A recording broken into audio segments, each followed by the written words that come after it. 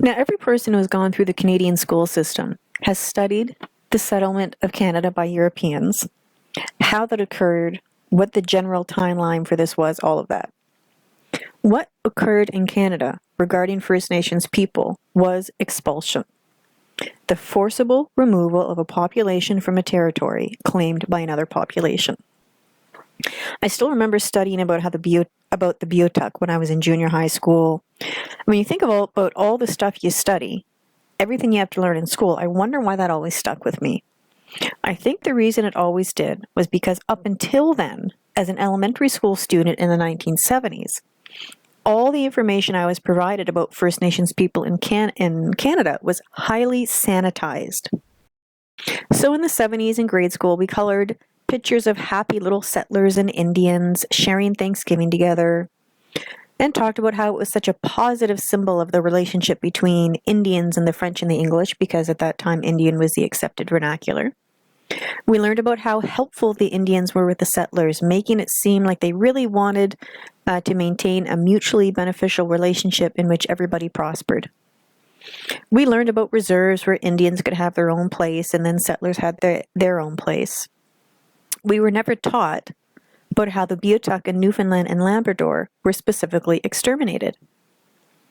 There were approximately 1,000 of them when first contact with Europeans occurred in the 1500s.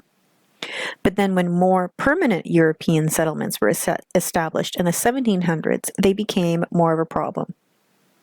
The encroachment of Europeans forced them to leave their traditional lands.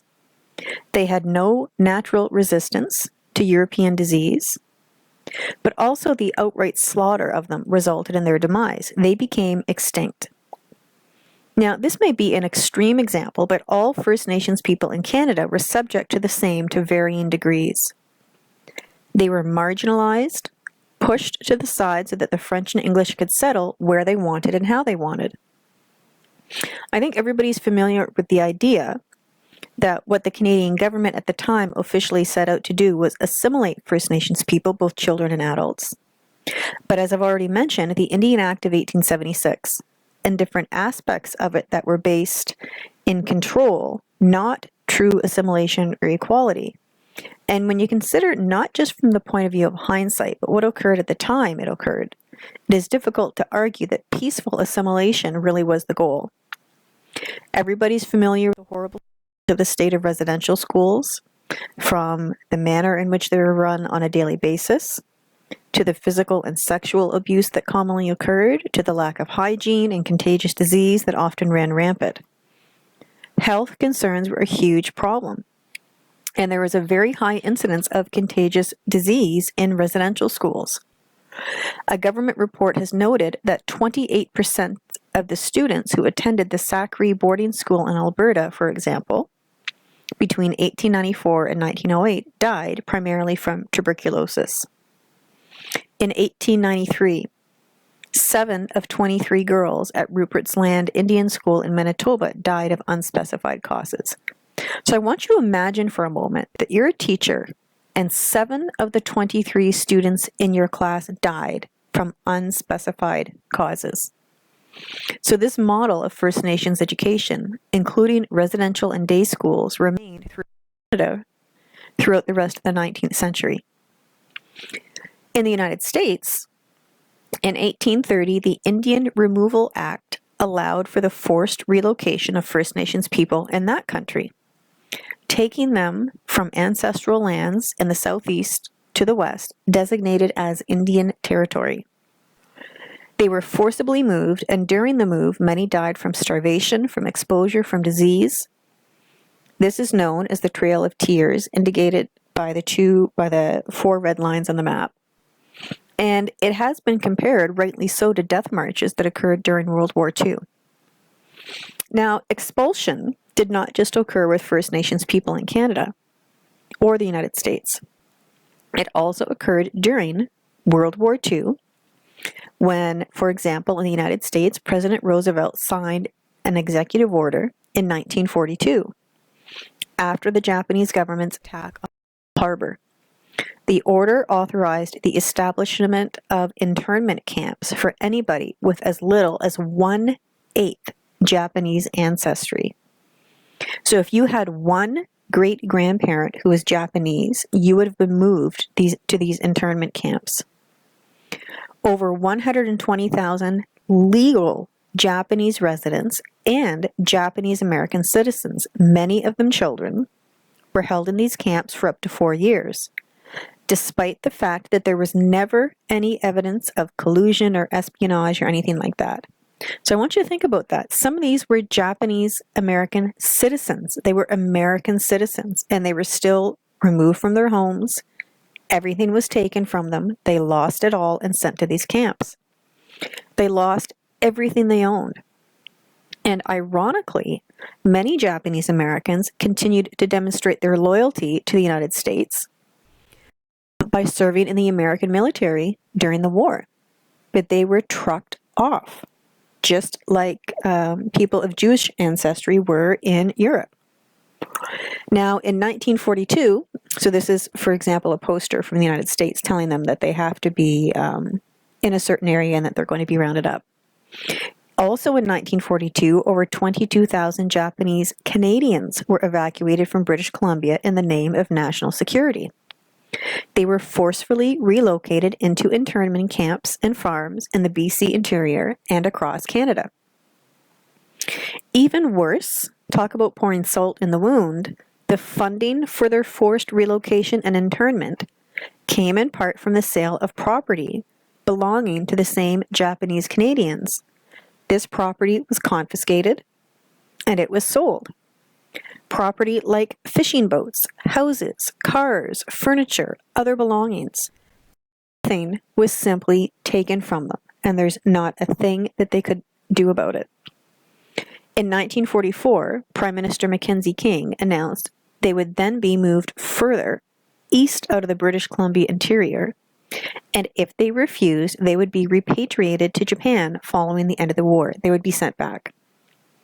So although the war ended in 1945, it was not until April 1st, 1949, that Japanese Canadians were granted freedom of movement and could re-enter what was considered the protected zone along BC's coast. So the question is what occurred regarding First Nations people in Canada and the U.S. a matter of expulsion, or was it an attempt at genocide? Was this an attempt at the intentional extermination of an entire population defined as a race of people? If you look at these numbers here, again, you're not going to be tested about these numbers on quiz or final exam at the end of the course. The purpose of including these numbers is to indicate how the First Nations population declined after European contact. So the government of both Canada and the U.S. have been accused of this. And looking at European colonization of the United States overall, some historians estimate, for example, that the Native American population dwindled from approximately 12 million as indicated to 237,000. So European settlers coerced American Indians off their own lands, often causing thousands of deaths in forced removals, as with the already mentioned Trail of Tears. European settlers also enslaved First Nations people, forced them to give up their religious and cultural practices, and introduced European diseases that the First Nations people had absolutely no immunity to. Smallpox, diphtheria, measles. Was this planned? How planned was this genocide? This remains a topic of contention. Some argue that the spread of disease was an unintended effect of colonization, while others believe it was intentional, with rumors of smallpox-infected blankets being distributed as gifts to tribes, trying to infect them and lower their numbers on purpose as part of a planned genocide. The First Nations population in Canada currently grows at a much faster rate than the non-Indigenous population.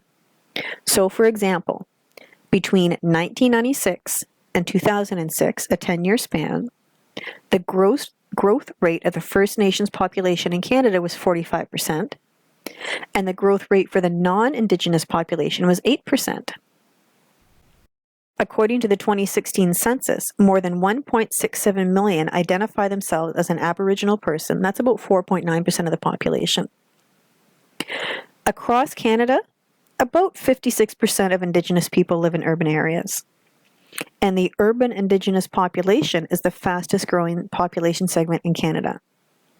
Now, many First Nations communities have made impressive strides on the positive side, such as increasing education levels. So remember I said the fact that First Nations people were never allowed to have control over their own education, whether it's where the education occurred, how it occurred, or what was taught. This is why Indian control of Indian education is such an important term. And as you can see, the number of First Nations managed schools has increased. There's been efforts to address substance abuse issues, health. But as a whole, First Nations people in Canada still remain at higher risk for illness. They tended to have a shorter lifespan than the Canadian population as a whole. First Nations people have the lowest level of education on average of any ethnic group in Canada. They are less likely to have a university degree than any other ethnic group in Canada. Why? If equality is here, well then why are these numbers so sharp and why are they so consistent? First Nations families are more likely than the general population to have inadequate housing and food. This inadequate housing and crowded living conditions are factors in the higher rates of respiratory problems and other infectious diseases among First Nations children. In the overview for this week, there is a link to an article about housing in Attawapiskat, for example, and explaining difficulties there. Something else that is particularly sad, concerning, that needs to be acknowledged is that young First Nations men, particularly in Inuit communities in the far north, are far more likely to commit suicide than comparable peers in Canada as a whole. Different Native communities in Canada have a higher suicide rate. However, especially in Inuit communities. So the First Nations population of Canada continues to really struggle to really have serious issues that are ever present. Now, another racial ethnic group I specifically want to look at regarding Canada is the Quebecois. So we've talked a little bit about genocide, about colonialism. There's also this concept of conquest. Conquest is the forcible capture of land and the economic and political domination of its inhabitants. Since Canada was explored by the English and the French, it's been subject to a struggle between the English and the French since first European contact. These two groups have never really got along and have always fought control over what we now know as Canada. So, for example, in 1534, Jacques Cartier arrived at the Gulf of the St. Lawrence, and he took possession of the territory in the name of the French king. But the English conquered New France in 1759, creating a system of ethnic stratification. Remember, stratification refers to dividing something into groups at a higher or lower level than others. So, economic stratification leads to social stratification. Stratification is based on a person's ethnic identification, meaning that certain ethnic groups are thought to be more positive or to have a higher position in society than others. This system of ethnic stratification between the English and French in Canada has been a source of contention since then. Now, the English did not approach the French in quite the way you might think they would when they defeated them, trying to make them as English as possible in the same manner the English and French tried to make First Nations people as European as possible. Instead, what the English did was they accommodated the French, not to assimilate them. The English generally felt that if they tried to force French settlers to let go of their ethnicity, let go of their heritage, that it would eventually backfire and actually cause more problems, cause more conflict, and that the French would resist this in every way possible anyways. So instead, the English decided to accommodate them. I'm reminded of the saying that you catch more flies with honey, meaning that if you want people to be open to you and to get what you want from them, you're more likely to be successful in getting them to do what you want if you're nice to them instead of being nasty or trying to force them to. So the English actually supported the French Catholic clergy instead of trying to replace them with the English Protestant clergy. The English supported the continuation of the French language, French customs and traditions, French social institutions. They did not attempt to simply replace all of this with the English version of them. Again, feeling this would encourage feelings of brotherhood with the French, that it would encourage a recognition of English compassion, and maybe help the French feel a sense of loyalty to Britain overall, since they were allowed to maintain a sense of their own identity. At the same time, however, the English took over economically speaking. They disrupted the fur trade. They did what they could to dominate the business end of things. And as has been stated many times in this course, economic power, and thus financial power, leads to social power in society. So the French continue their French way of life, but the English dominated economically and socially, creating a pattern of ethnic stratification. What this meant was that positions of power in Canadian society have historically been dominated by the English, not the French, by people of British origin, and that there has always been a kind of division between the two groups. So historically speaking, people of British ancestry and of French ancestry obviously tended to speak different languages. They tended to live in different areas. They tended to live in different neighborhoods in the same town or city. There's really been a division between them in every sense of the word. Historically speaking, in Quebec, the Catholic Church was tied to every aspect of society. It wouldn't be incorrect to say it almost played a bigger role in government than the government did in regards to the education system, the healthcare system, and the social system overall. It really wasn't until the 1940s that the political system in Quebec began to modernize, with the government taking some control from the Catholic Church and lessening the domination of the church in that province. This is known as the Quiet Revolution that occurred in Quebec. So this was a period of quite intense political change, social change, cultural change that saw the government becoming more secularized, less tied to the church. In other words, the Quiet Revolution helped to create a division between church and state. So the provincial government took more direct control over healthcare, education. The government invested massive money in public education, in the infrastructure of the province. Generally, the Quiet Revolution oversaw more of the development of a welfare state in Quebec. It took measures to increase Quebecois control over the province's economy. But the Quiet Revolution was not successful in every way. And this is important because it led to future political problems for Quebec and the rest of Canada. So, for example, the Quiet Revolution did not address the potential decline of Quebecois. Although the majority of Quebec was Catholic, a religion that is generally not in favor of birth control, women in Quebec had the lowest birth rate of all women in Canada.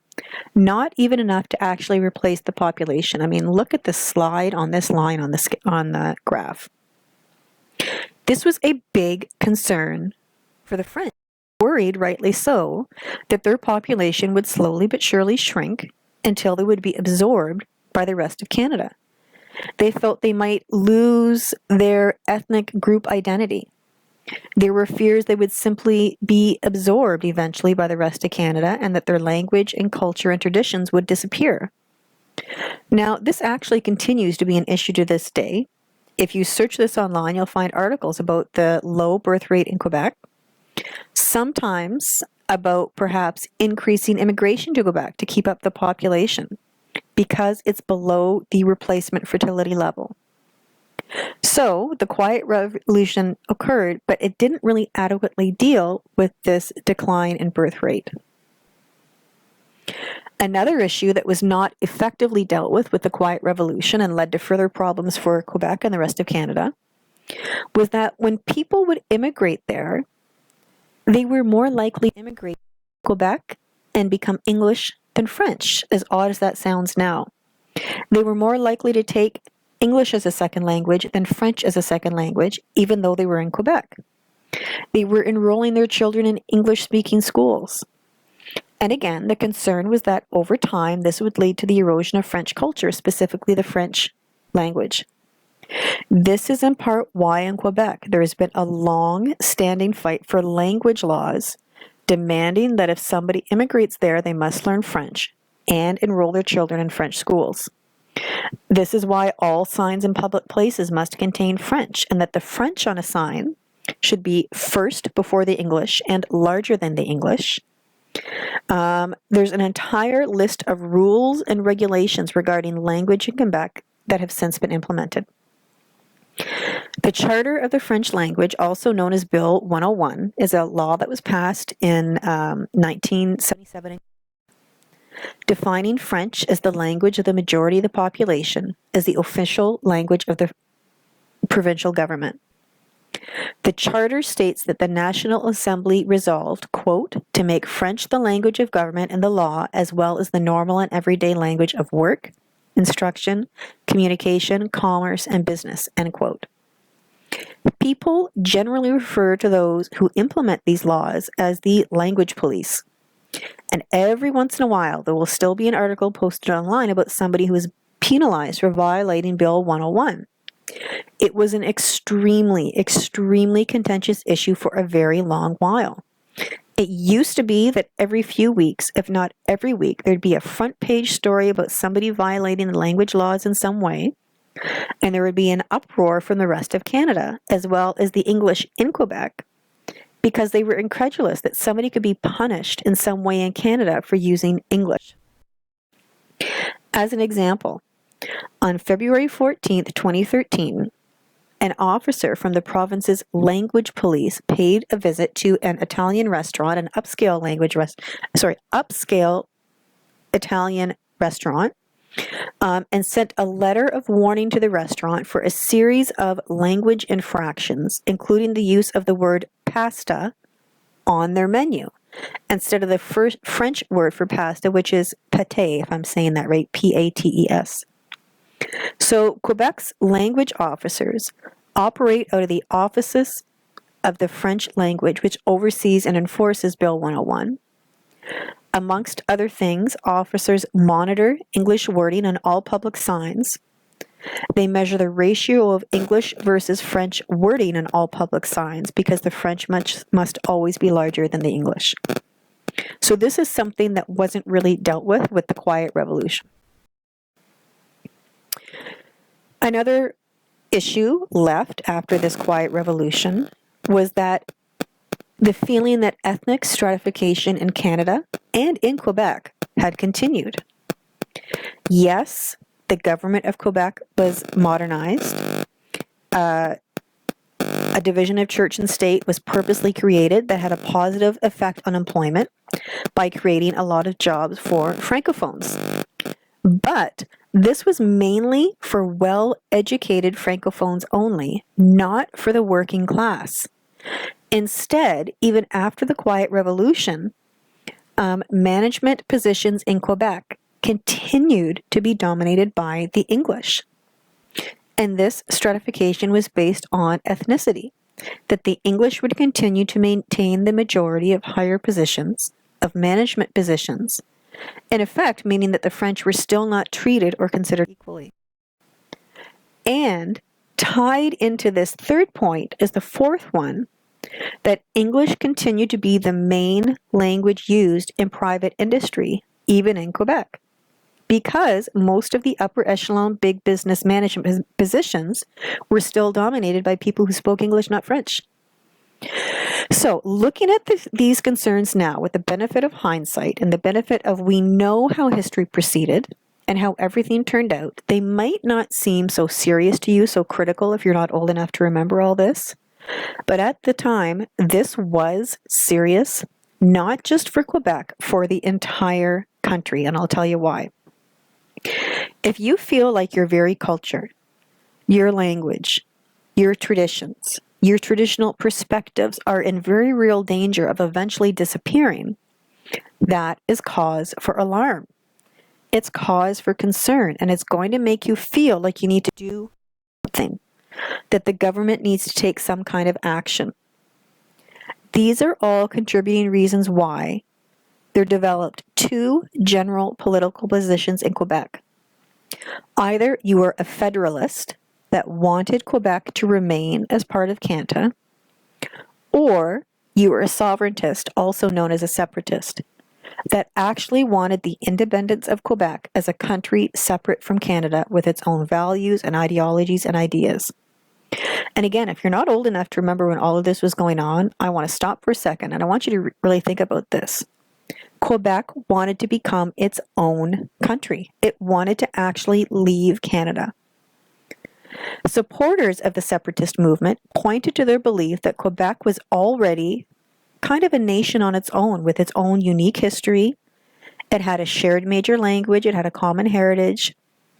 It already had a unique character compared to the rest of Canada. Separatists felt that Quebec was already set apart in many ways. And of course, it had a very strong French status because of the French language and culture in Quebec. Opponents of the separatist movement, federalists, generally believed Quebec leaving Canada to become its own independent country was simply a dangerous idea because of how closely the political and financial and personal and economic ties between Quebecers and other Canadians were. It was widely believed this would be an economic disaster for Quebec.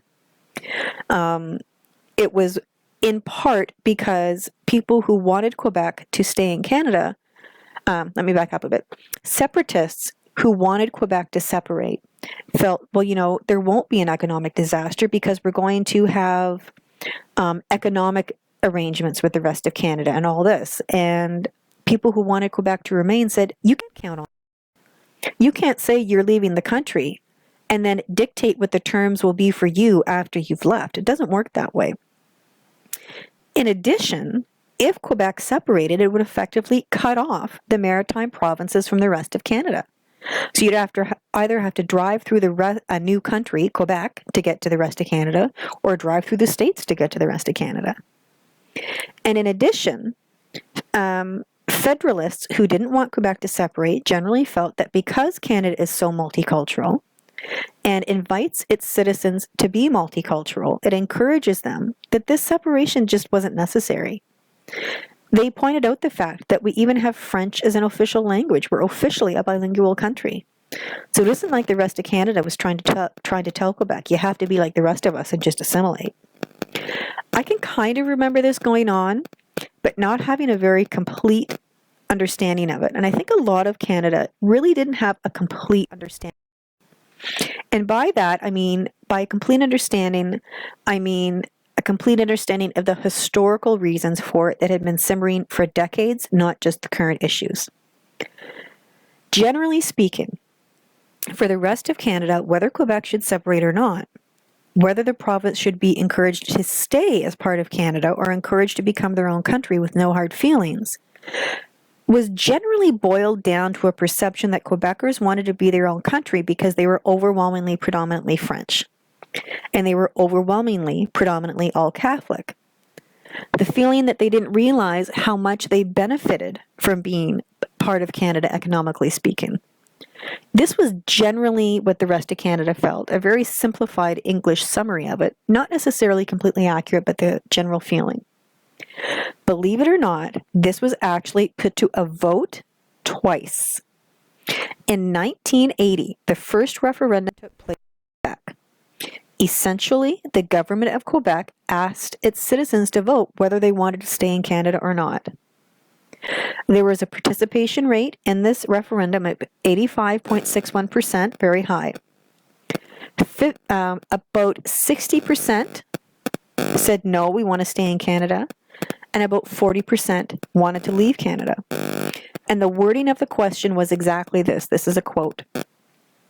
The Government of Canada has made public its proposal to negotiate a new agreement with the rest of Canada based on the equality of nations. This agreement would enable Quebec to acquire the exclusive power to make its laws, levy its taxes, and establish relations abroad. In other words, sovereignty, and at the same time to maintain with Canada an economic association including a common currency. Any change in political status resulting from these negotiations will only be implemented with public approval through another referendum. On these terms, do you give the Government of Quebec the mandate to negotiate the proposed agreement between Quebec and Canada? 40% said yes. So yeah, the referendum was shut down, but think about it, 40% said yes, we want to leave the country. After this was rejected, the Parti Québécois continued to state that separating was the only viable and correct option for Quebec, and continued to campaign for this to happen, which means several more years of this being the number one issue at the forefront of Canadian politics. Not just in Quebec, it affected the whole country. Now, in 1987, the Canadian government, headed by Prime Minister Brian Mulroney, tried to get Quebec to consent to the Meech Lake Accord. This was a revision to be added to our Constitution that was basically an agreement between the provinces and territories, the federal government, strengthening provincial powers, and part of this was recognizing Quebec as a quote-unquote distinct society. This phrase, distinct society, became absolutely key. It became the focus. It was the buzzword of this time. Everybody was talking about a distinct society and what it meant, what it should mean, and whether or not it was fair for Quebec to be given that recognition when no other ethnicity in Canada was. A lot of the rest of Canada was very uncomfortable with this. They seemed to feel it would give Quebec special status over the rest of Canada, that it was not fair to single out one part of the country as distinct over the rest, especially when we have such a multicultural country. And frankly, Western Canada does not have a large French culture at all. This was perceived as more of a regional issue. And the Meech Accord failed. It was never passed. So, first referendum in 1980, Meech Lake Accord in 87, and in 92 was the Charlottetown Accord. This also identified Quebec as a distinct society as part of the nature of Canadian character. The Charlottetown Accord was put to a national referendum for the whole country, so voting did not just occur in Quebec, and it also was not passed. 54.3% of votes nationally opposed it. So again, this was years and years and years of political debate, debating the Constitution. And then in 1985, the second Quebec independence referendum occurred, asking whether Quebec should proclaim national sovereignty and take steps to become an independent country, still maintaining a political and economic agreement with Canada. So prior to the second referendum, every household in Quebec was sent a draft of what was called the Act Respecting the Future of Quebec, also called the Sovereignty Bill. And the question that they voted on said, this is a direct quote, "Do you agree that Quebec should become sovereign after having made a formal offer to Canada for a new economic and political partnership within the scope of the bill respecting the future of Quebec and of the agreement signed on June 12, 1995, end quote. This referendum had the largest voter turnout in Quebec history. 93.52% of the population voted. That is virtually unheard of in any election. 50.58% voted no, we don't want to separate. Look at how close those numbers are.